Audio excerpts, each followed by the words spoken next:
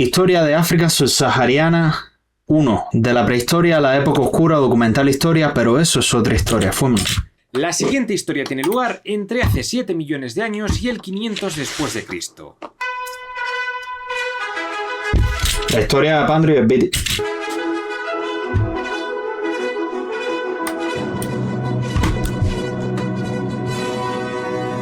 Hoy comienzo una serie sobre la historia del África subsahariana, que como su propio nombre indica, es la parte de África que está por debajo del desierto del Sáhara. Es decir, que no voy a hablar de Egipto, hice muchos vídeos sobre ello. Nunca me hubiera enterado que eso era lo que quería decir, gracias, bro. Lo que voy a contar va a ser la historia más desconocida de África. África es un continente gigantesco, pero la idea general de ella es que... Es más grande de lo que parece debido a, ¿cómo se llama esto? La impresión que da en el mapa.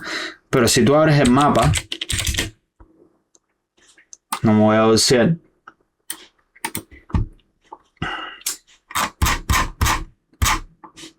Si tú abres el mapa y ves esto, no solo ya te das cuenta de lo enorme que es África, es más grande que la mayor parte de Norteamérica. Obviamente esto es la impresión que da por cómo se extiende el mapa, lo mismo que abajo es la impresión que da.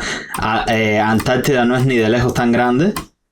Lo mismo con el norte, y para el centro ¿cómo se llama esto? Las proporciones son más exactas. Bueno, te das cuenta de que esto es inmenso. Es inmenso. Esta zona no es tan grande como da esta impresión, pero esto es inmenso. Compara eso con el tamaño de, yo que sé, Estados Unidos o Canadá, las partes más pobladas.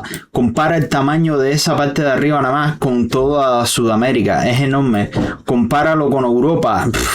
Es 2 veces Europa, ¿sabes lo que te digo? Ya el resto de Asia sí está grande. Date cuenta que esta zona de Asia está bastante grande.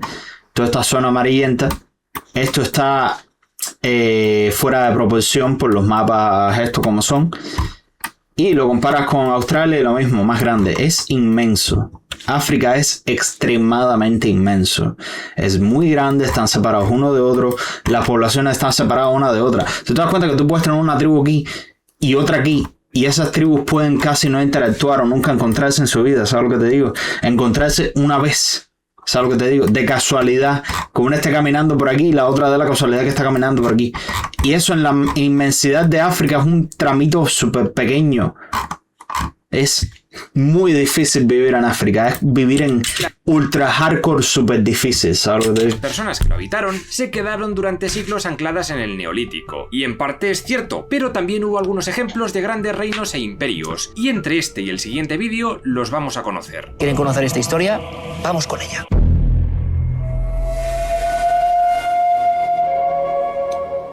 Todo apunta a que en África comenzó la humanidad, y es que los primates empezaron a Este es purgatorio, evolucionar de diferentes formas. Era purgatorio. Se extinguieron y otras siguieron un proceso que desembocaría en nosotros como especie. Quizás el primer homínido conocido fuera el Sahelanthropus, de unos 7 millones de años de antigüedad y que vivía en el Chad. Damas y caballeros, el primer Chad. El siguiente sería el Orrorin, hallado en Kenia de hace unos 6 millones de años. Se cree que de este salió el Ardipithecus, quien ya tenía la capacidad de... El ancestro de los Australopithecus. De andar a 2 patas, aunque todavía con dificultad. Para explicar este cambio hacia la bipedestración, hay que explicar qué es el Gran Valle del Rift. Se trata de una enorme falla que separa la parte oriental de África del resto. Los homínidos que allí vivían... O sea, estos caminaban más cómodamente estando encorvados. ¿Tú viste cómo se para L? Así caminaban muchos de estos homínidos tempranos. De la misma manera que los gorilas prefieren estar agachados que están completamente de pie y caminar completamente de pie. A diferencia de nosotros o otros homínidos más modernos como el Erectus o el Heidelbergensis, que preferían estar más de pie. Fueron viendo... Buenas, Jan. ¿Alguna vez reaccionaste al video de los Cruz? Es demasiado profundo, estaría interesante, me gustaría. ¿Sabes que quiero reaccionar a un video de la era de hielo? Porque estaba averiguando sobre culturas antiguas de Norteamérica para un video que se aproxima. Y descubrí que la edad de hielo está haciendo mucha referencia a eso, de hecho. Los animales me daban un poco igual, pero sí, es verdad que cuando los primeros humanos llegaron a Norteamérica, primero que nada habían mamuts, segundo habían perezosos más grandes de lo normal, y tercero habían dientes de sable. O sea que es verdad, esos 3 animales de verdad coexistieron con el ser humano, lo cual me parece súper interesante. De hecho, contribuyeron a su extinción Y no solo eso, también los cambios climáticos al final de la edad de hielo acabaron con una pila de animales grandes, ¿sabes lo que te digo? Esos cambios de temperatura de repente, mientras más grande sea el animal, más difícil es que se pueda adaptar. Bosques y las selvas tropicales donde les gustaba jugar acabaron convertidos en sabanas sin tanto árbol. Al verse atrapados en ese nuevo medio se tuvieron que adaptar a la hierba alta. Cuanto más erguido estés, mejor ves a tus depredadores, y los que lograron ese bipedismo sobrevivieron y continuaron con más evoluciones durante milenios. Hace 4 millones de años surgió una gran diversidad de homínidos. La hierba alta fue lo que acabó con un montón de especies a lo largo de la Tierra. Porque nosotros nos dimos cuenta que teníamos que crecer un poco más para ver por encima de la hierba alta. Y acabamos con una clase de cantidad de especies que llevamos hasta la extinción a base de cazarlos y cazarlos. Así que la hierba alta causó la extinción de muchísimos animales a lo largo de la Tierra. Primero los Australopithecus, que tienen mogollón de subespecies. Luego los Paranthropus hace 2,5 millones de años. Y finalmente estaría el género Homo, con subespecies como el Homo habilis, famoso por sus herramientas de piedra. El Homo habilis es un punto medio entre el Australopithecus y el Homo erectus, pero está más similar al Australopithecus que al Homo erectus. Tiene bastante separación entre él y el Homo erectus, pero él vivió por allá por el hace 2.3 millones de años por ahí. El Homo ergaster, el Homo ergaster es una versión, es la fase inicial del Homo erectus y es exclusivamente de África. El Homo erectus es parte África, parte Medio Oriente. Luego el Homo heidelbergensis es una fase más final que se extiende desde África hasta Europa y otras partes del mundo. Y esto es muy importante porque los humanos descienden del Homo heidelbergensis, pero no del de Europa, sino del de África. Se cree. Podría ser que no. La única forma de que nosotros no hayamos nacido en África haya sido que nacimos de los Homo heidelbergensis de Europa del Sur. Es una posibilidad también. ¿Y cómo se llama esto? Luego el Homo erectus también se fue para el este y aparentemente, ¿cómo se llama esto? Bueno, descendientes de Homo heidelbergensis son los neandertales y del este descienden probablemente los Homo floresiensis, que son los enanitos, los hobbits de una isla de Indonesia, de la isla de Flores se llama la isla. Floresiensis y el Homo erectus, el primero en salir de África y expandirse por Eurasia.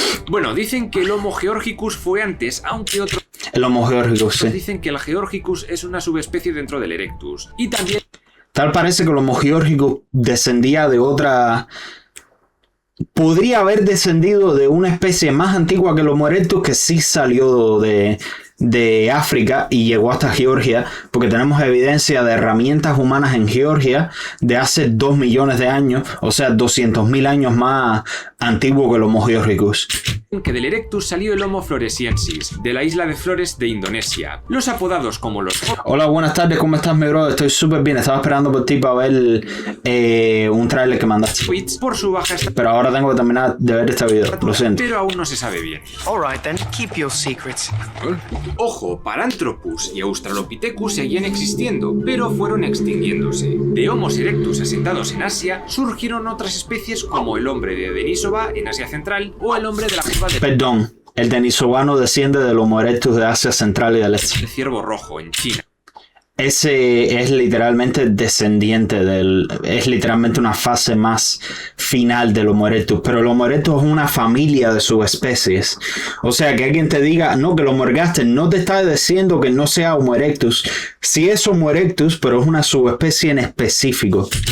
De los erectus de Europa surgió el Homo antecessor. También es una fase del Homo erectus, lo siento, pero cuando hablamos del Homo erectus, estamos hablando de un span de 1.8 millones de años. O sea, de verse como un mono, como los Australopithecus, a ser completamente humanos, todo eso se llama Homo erectus. Todo eso. Y de este, el Homo heidelbergensis. También la fase final del Homo erectus, de la que descendemos nosotros.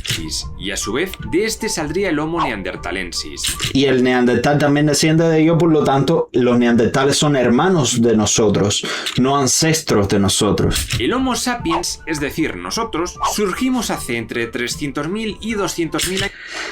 315.000 años, la evidencia más antigua de humanos desde hace 315.000 años, en Marruecos.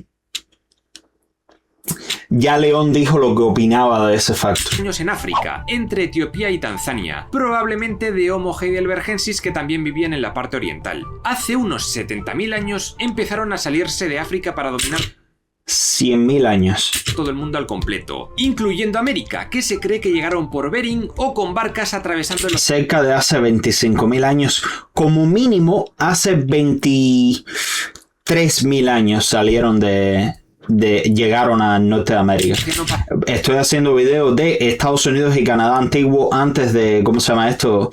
De que llegaran los británicos. Pacífico entre Iceberg. Así que voy a estar hablando de muchas culturas que no tienen nada que ver una con la otra. Después voy a hacer una segunda parte de Centroamérica, México y quizá el Caribe. Después otra de Sudamérica. hace 30 Hay mucho contenido ahí, tuve que separar todo eso en tres. Y después voy a pasar a Europa y después voy a pasar a África, etc. 30.000 a 15.000 años, pero eso ya lo conté en los vídeos de América precolombina. Aquí arriba os dejo un enlace. Pero quedémonos en África. Durante los siguientes milenios, estos tipos vivieron como en cualquier paleolítico que se precie, viviendo de la caza, la recolección, practicando el nomadismo, viviendo en cuevas en épocas frías, incluso hasta hacían pinturas rupestres. Son famosas las de Tassili Nayer, al sur de Argelia, en pleno Sáhara, un lugar con más de 15.000 dibujos y grabados de sus costumbres y de la fauna, que es patrimonio de la humanidad. Sí, esto es de un tiempo en que Sahara era verde, por eso ves a vacas y animales que normalmente no verías en el Sahara en ese tiempo. Claro, después de esto, la historia que todos hemos estudiado pasa a contar las primeras civilizaciones de Mesopotamia y Egipto, luego Europa, a veces también China. Pero, ¿qué pasó con estos Homo sapiens que se quedaron en el África subsahariana? Pues ahora lo vamos a ver.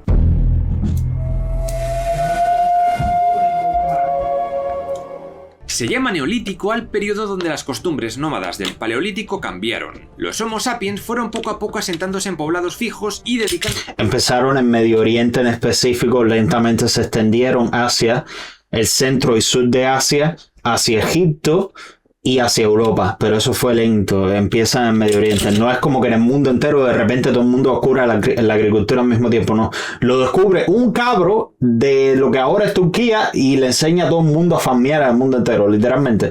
Uno de los cambios más significativos en la historia de la humanidad. La agricultura y a la ganadería. Primero habría que hablar de cómo se clasifican los pueblos africanos. Principalmente se hace por lengua. Tenemos 6 grandes grupos de lenguas en África. Esta es la distribución actual, pero Está cabrón. antes era un poco diferente. Afroasiático es porque son... Afroasiáticos es un grupo que incluye a las lenguas semitas. Así que todos los que hablan árabe están en estas zonas. Y también otros idiomas que sean afroasiáticos. Si no me equivoco, la lengua que hablan los etíopes hoy en día también es afroasiática. Empecemos por la familia de lenguas afroasiática. Dicen que la protolengua afroasiática pudo surgir durante la prehistoria en alguna zona de Etiopía y que dio origen al egipcio antiguo, al bereber, como los pueblos tuareg, y a las lenguas semíticas. Sí, las lenguas semitas, el árabe, el acadio, todo eso pueden haber descendido de lo que ahora es Etiopía. O sea, que venía de prietos, que fueron de donde vino. Es una cosa que parece ser verdad. Como el árabe o el hebreo, y luego ya veremos todo el tema El hebreo, el arameo, la lengua que hablaba Jesús parece haber procedido de África, cabrón. del Chad. Algunas primeras culturas neolíticas las encontramos en el Sáhara, o más bien en el Sahel. El Sahel es una franja en la que más o menos se puede vivir, que está entre lo que es el desierto de arena jodido y la sabana africana, y se instalaron gentes de lenguas nilo-saharianas. Y es que en aquella época, en el Sáhara, las lluvias eran mucho más regulares que ahora, y había Y había un lago Chad. lagos y pantanos. Tenemos a la cultura jartumiana, en lo que ahora es Jartum, la capital de Sudán, que parecía Buenas tardes, damiselos, ¿cómo estás? ¿Qué me cuentas? que tenían rituales de momificación y de formación craneal. Parece que estos ¿Tú de dónde eres? ¿Cuál es tu nombre? María. darían origen a los nubios. Y luego estaría la cultura tenerense, en el desierto del Teneré, en Níger, que parece que eran buenos en el arte rupestre. Con el tiempo, hacia el año 5000 a.C., empezaron con diferentes cultivos: el sorgo, la cebada perlada y el mijo perla, sobre todo. Y también domesticaron a las gallinas de Guinea y... Si no me equivoco, el mijo perla es el mijo que más se consume a lo largo del mundo. O sea, incluso más que el mijo chino. Increíblemente. Y empezó en África, en el África subsahariana, lo cual es God. Para de contar. O sea, la gente se olvida. No todos los africanos subsaharianos eran, ¿cómo se llama esto? Cazadores recolectores en la antigüedad. También hacían agricultura, ¿sabes lo que te digo? Sabían farmear también, descubrieron cómo farmear también, y parecen haberlo descubierto independientemente, pero no estamos 100% seguros. Pero la mayor parte de las pistas indican a que sí, lo descubrieron por ellos mismos. Había cebras, ñues, hipopótamos, jirafas, búfalos, pero no lograron domesticarles porque es complicado volver dóciles a estos animales. Como mínimo complicado, ¿sabes lo que te digo? Son muy peligrosos. Un ejército de rinocerontes catafractarios... No, eso estaría durísimo, ¿sabes lo que te digo? OP, ¿me entiendes? Le parten la boca a Egipto, papá. Hubiera sido la polla. Aquí no hacemos eso. Imagínate ser un egipcio y ver como un tipo está montando un rinoceronte, te está metiendo lanza en lo que el rinoceronte corre para arriba de ti. Aterrador, como mínimo, ¿sabes lo que te digo? Y el ganado bovino, como los uros, que fueron los ancestros de toros y vacas modernos, ya habían Sí, los uros vienen de África también. sido domesticados por habitantes del norte, así como cabras y ovejas, y seguramente también acabaron en los rediles del África subsahariana con el tiempo. En las mismas fechas, pueblos que habitaban el África occidental, en torno a la costa del Golfo de Guinea, se dedicaron a los cultivos de ñames africanos, que son unos tubérculos alargados, al arroz africano, al aceite de palma y a las El ñame terminó en Latinoamérica, si no me equivoco. nueces de cola, que las mascaban como narcóticos, pues tenían a saco de cafeína. Gentes de lenguas Descubrieron la cafeína, pa'l carajo. Lo cambia todo. níger-congoleñas se asentaron en esa zona Me pregunto si el café estará relacionado con esas nueces. Me pregunto si serán de la misma familia, no lo dudo. entre Senegal y Camerún, y se dedicaron sobre todo al pastoreo trashumante. Esa zona es básicamente una selva, en contraposición con las zonas de alrededor, que son una sabana. Parece que hacia el año 2000 a.C., pueblos de Níger y de Nigeria empezaron a desarrollar la metalurgia, especialmente De hierro. de cobre y de hierro. Allí vivió desde el 1500 a.C. hasta el 500 después de Cristo la cultura Nok. De esta gente son famosas sus estatuillas de terracota, que tenían de animales y de personas a mogollón. Y otros que le dieron bien a la metalurgia fueron las gentes de la cultura Bura, que se sentaron entre Níger y Burkina Faso hacia el 1200 a.C.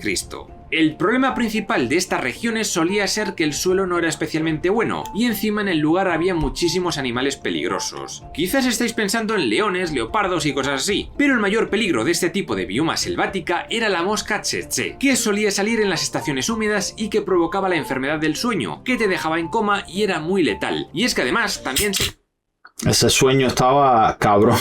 De ese no te despiertas. No me molestaría tener uno de esos por unos cuantos días. ¿Sabes lo que te digo? Siempre cuando salga vivo de ahí no me molestaría 2-3 días en coma.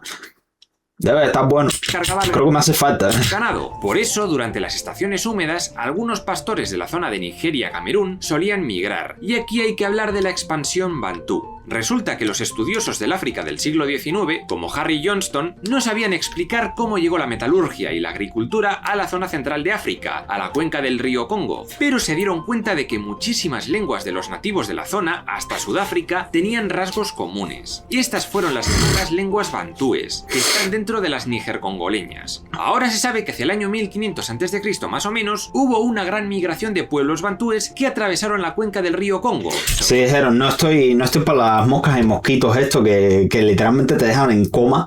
Yo me voy de aquí a un lugar más tranquilo, con un PvP un poquitico más bajo. El nivel aquí de los monstruos está muy alto para nosotros. Nosotros estamos empezando ahora, estamos en nivel 3 todavía, y los bichos que nos están saliendo son nivel 15, cabrón. Yo me voy de aquí, no estoy para esto. Viendo animales salvajes, más moscas asesinas y una selva espesa de cojones, hasta llegar a la región de los Grandes Lagos, una región mucho más apacible donde podemos encontrar el Serengeti, una sabana en lo que hoy es Tanzania, donde viven leones, leopardos, elefantes, rinocerontes, búfalos, hienas, guepardos, cabras y cientos de especies animales más. Unos siglos después, los bantúes se expandieron hacia el sur, por la sabana sureña, llegando hasta la parte oriental de Sudáfrica, y difundieron la metalurgia y agricultura allá por donde se asentaron. Se piensa que esta expansión fue debida a que eran capaces de fabricar armas de hierro, con las que derrotar a cualquier resistencia, y actualmente las lenguas bantúes son las más habladas del continente. En este centro de África encontramos algunas culturas a destacar. En Camerún están los pueblos Sao, que más adelante crearían una civilización más compleja, pero en general, los pueblos del Ecuador para abajo no desarrollaron agricultura ni ganadería. No porque fueran tontos, sino por el clima, la calidad de la tierra, la fauna cabrona y 1000 factores más. Aquí encontraríamos a la tribu de los pigmeos, cazadores-recolectores de la selva tropical que se caracterizan por su baja estatura, su piel más rojiza y dentadura más saliente. Los pigmeos, si no me equivoco, todavía tienen técnicas de caza que se asemejan a humanos más antiguos, como salen a cazar en grupos por la noche y le van arriba a ciertos animales cuando están durmiendo y les empiezan a caer a pedradas, cabrón. Y después esperan a que sea de día para comerse la carne. O sea, esperan a que sea cerca de las horas de que salga el sol. Van y le caen a pedradas a animales que están durmiendo. Y esperan a que se haga de día para que los depredadores nocturnos sean menos probable que les ataquen. Y entonces empiezan a comer. Super God, ¿sabes lo que te digo? Los tipos tienen estrategias y todo. Consecuencia de las migraciones bantúes, parece que estos pigmeos fueron desplazados y aislados por los bantúes y adaptaron sus lenguas y dialectos. Actualmente todavía viven dispersos por la jungla centroafricana. En el sur africano destacan los pueblos Khoisan. Eran los más primitivos, pero se dice que fueron los autores del arte rupestre más antiguo del continente. Se llaman así porque estaban formados por dos etnias: los Khoi, pastores de alta estatura, y los San, cazadores-recolectores bajitos. Los San, si no me equivoco, son los humanos más diferenciados del humano promedio genéticamente, y la diferencia es como de 0,1 de diferencia. O sea, el otro 99.9% de su ADN es idéntico al de nosotros. O sea que somos iguales, cabrón. O sea, todas las diferencias de ADN de un humano al otro son el último 0.1% del ADN, cabrón. Y tú me dirás, coño, pero las bananas no tienen como 60% de similaridad con los humanos. Sí, yo sé que toda la vida en la Tierra tiene similaridad en ADN hasta cierto punto. Pero el espacio entre los San de África, que son los humanos más diferentes que hay, y nosotros, es muchísimo menor que la diferencia entre nosotros y el Homo erectus, o la diferencia entre nosotros y un chimpancé, o la diferencia entre nosotros y un tigre. Es como 10 veces más cerca de estar de nosotros que de otro primate, ¿sabes lo que te digo? Somos la misma raza, somos la misma subespecie, no somos tan diferentes, cabrón. También se les conoce como hotentotes y bosquimanos. Estos tienen una lengua muy característica a base de chasquidos, en este plan. Estos son como que cuando van a nombrar a su hijo, lo que hacen es con una piedra y la tiran, y entonces cada uno de los robots hace un sonido y ese es el nombre de su nuevo hijo. Y al igual que en el caso pigmeo, se especula que sus poblaciones también fueron reducidas en gran medida con la llegada de los bantúes. Algunos de estos Khoisan viven actualmente en el desierto del Kalahari, entre Namibia, Botswana y Sudáfrica, un lugar bastante inhóspito donde se decía que había una gran ciudad perdida, pero que parece que la leyenda hacía referencia a una formación geológica donde el desierto del Kalahari, entre Namibia, Botswana y Sudáfrica, un lugar bastante inhóspito donde se decía que había una gran ciudad perdida, pero que parece que la leyenda hacía referencia a una formación geológica un tanto extraña y ciclópea. Era necesario asustarme con esa mierda. O sea, no me asustó demasiado, pero sí está un poco creepy.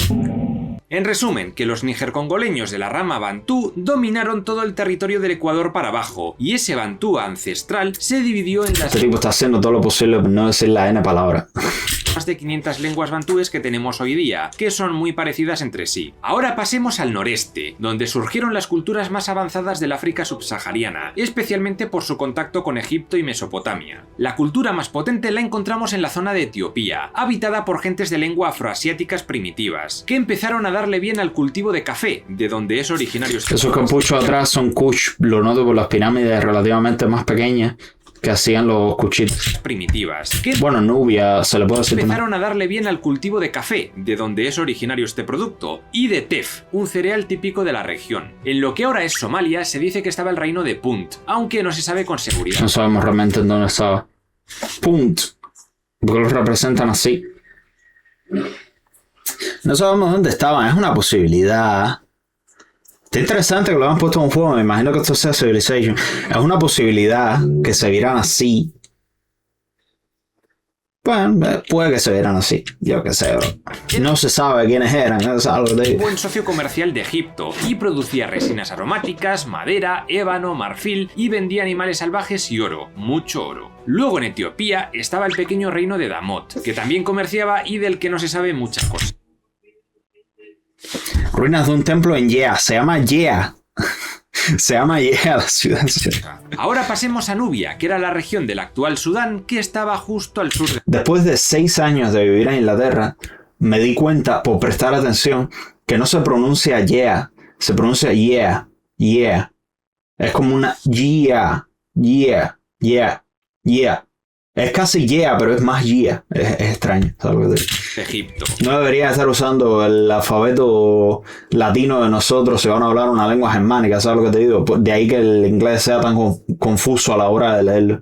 El reino de Egipto, antes incluso del 3000 a.C., ya era un estado bastante poderoso que se extendía a lo largo del río Nilo. Y Nubia, o reino de Kerma, era importante porque de ahí sacaban mazo de oro y minerales de gran valor, por lo que fue conquistada y convertida en virreinato. Tras esto, las tribus nubias fueron absorbiendo la cultura egipcia, llegando incluso a levantar templos a Amón y demás dioses egipcios. Ah, mira, Templo de no sabía que llegaron hasta ese punto, eso sí que no sabía. Jebel Barkal, o la vecina necrópolis de El Kurru, donde se enterraban a los Vaya maravilla de la arquitectura. reyes nubios en curiosas construcciones, a veces incluso también en pirámides. Los egipcios les llamaban Tai Seiti, o tierra de la gente con arcos, porque lanzaban flechas hasta por el culo. Te les acercabas y te caían las flechas.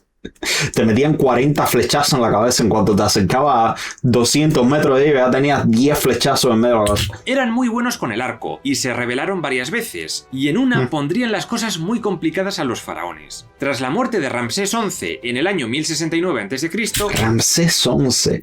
Y del 4 al 11 casi no hicieron absolutamente nada significativo en su vida. Egipto comenzó a vivir un periodo de inestabilidad y división que aprovecharon los dirigentes nubios para independizarse en el reino de Kus, con capital en Napata. El rey Piangi comenzó la conquista de Egipto desde Napata, que logró ser concluida por su sucesor, Sabaco, en el año 715 a.C.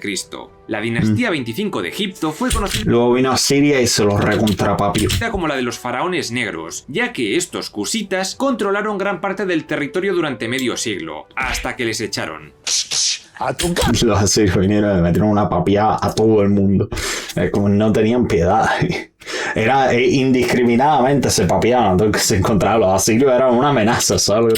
Después de esto, la capital del reino de Kus se trasladó más al sur, de Napata a Meroe, y de allí son famosas las pirámides meroíticas, que son pequeñas tumbas donde enterraban a sus reyes. Se dice que hasta construyeron un enorme templo, el llamado Templo del Sol, pero aún así, estos meroitas construyeron una nueva cultura diferente a la egipcia, y en vez de usar jeroglíficos, se pasaron a la escritura meroítica. Durante la época de Que es la ancestra de la que terminaron usando los etíopes. Magno, este territorio se llamó Etiopía, pero en realidad coincide con la actual Sudán. Y fue en esta época cuando aparecieron las Candaces, unas reinas que controlaron la política de este reino cusita durante varios siglos. Durante el reinado del emperador Augusto, Egipto pasó a manos romanas. Un tal Petronio fue nombrado prefecto de allí, y tuvo una guerra contra una de las reinas de... El pan asirio, no preguntes qué ingredientes tienen, parece el pastel rojo gordo. Sí, estaba viendo algo así de un video del asirio que hace comida. Se olvidó el nombre de él. Pero hace comida mesopotámica, sí, especialmente asirio. El tipo es asirio aparentemente, pero vive en Estados Unidos. Y todo acabó con el ejército romano invadiendo el territorio. ¿Cuál es el ingrediente rojo? No me jodas que es sangre coagulada o sangre de otra cosa. Creo que es rojo oscuro, termina siendo el pan. Y estableciendo tratados comerciales. Y dejo lo más loco para el final, Madagascar. Y tuvo una guerra contra una de las reinas de Kus. Y todo acabó con el ejército romano invadiendo el territorio y estableciendo tratados comerciales. Y dejo lo más loco para el final, Madagascar. Cuando los navegantes europeos llegaron allí por Estaba prestando atención. con el ejército, fue nombrado prefecto de allí. Y tuvo una guerra contra una... Esto pasó a manos romanas. Un tal Petronio fue nombrado prefecto de allí. Y tuvo una guerra contra una de las reinas de Kus. Y todo acabó con el ejército romano invadiendo el territorio y estableciendo tratados comerciales. Y dejo lo más loco para el final, Madagascar. Cuando los navegantes europeos llegaron allí por el año 1500, se dieron cuenta de que estaba habitada por negroasiáticos que hablaban una lengua austronesia. Es decir, que esta peña estaba emparentada con gentes de la isla de Borneo en Indonesia, y que encima habían traído cultivos típicos de Asia como el plátano. El cómo llegaron allí y cuándo es un auténtico misterio. Sí, literalmente no sabemos cómo un carajo llegaron ahí, cabrón.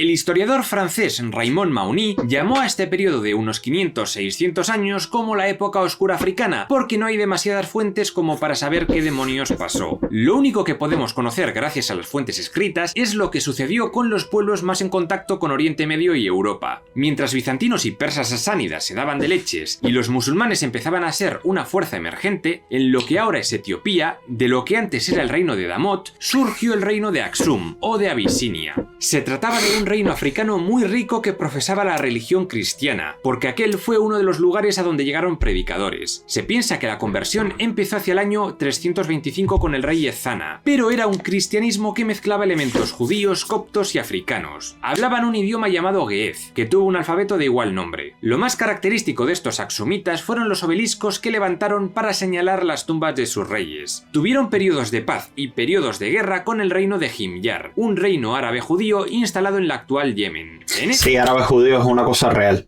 Salud. En los mismos años, Aksum conquistó el reino de Kush, y este acabó dividido en dos estados diferentes. Al norte Nobatia, con capital en Faras, en el centro Makuria, con capital en Dongola, y que absorbió Nobatia por el año 700. Y finalmente hubo un tercer reinito, que no apareció hasta el año 600, y fue Alodia o Aloa, en el sur y con capital en Soba, cerquita de Jartum, la capital sudanesa. Los tres reinos acabaron convertidos al cristianismo, y se enriquecieron gracias al comercio. Aguantaron el avance del Islam durante siglos, hasta que se convirtieron a la religión de Alá hacia el año 1300. Toda esta nación... Tremendo rato aguantaron, ¿sabes lo que te digo?